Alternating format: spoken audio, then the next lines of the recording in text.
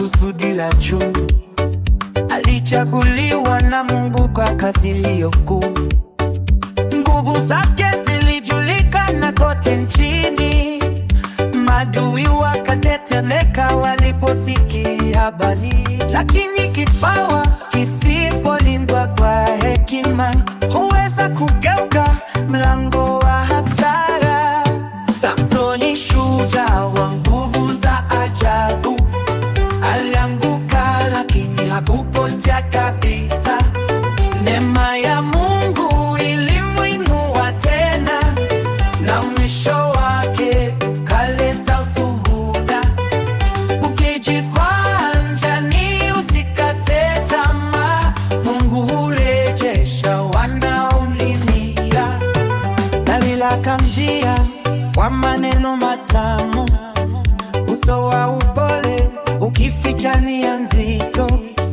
Siku baada ya siku akazidi kuuliza, mpaka siri ya nguvu ikafunuliwa. Mara nyingi Mungu hayaji kwa kelele, huja kwa sauti tulivu isiyoonekana. Samsoni, shujaa wa nguvu za ajabu, alianguka lakini hakupotea kabisa. Neema ya Mungu ilimuinua tena, na mwisho wake ukaleta ushuhuda. Ukijikwaa njiani usikate tamaa, Mungu hurejesha wanaomlilia. Nywele zikakatwa usingizini kwake, nguvu zikamwacha kama maji mtoni. Wafilisti wakamshika kwa kejeli nyingi, macho yake yakatolewa kwa fedheha.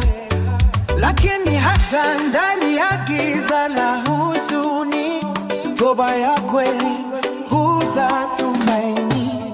Samsoni, shujaa wa nguvu za ajabu, alianguka lakini hakupotea kabisa. Neema ya Mungu ilimuinua tena, na mwisho wake ukaleta ushuhuda.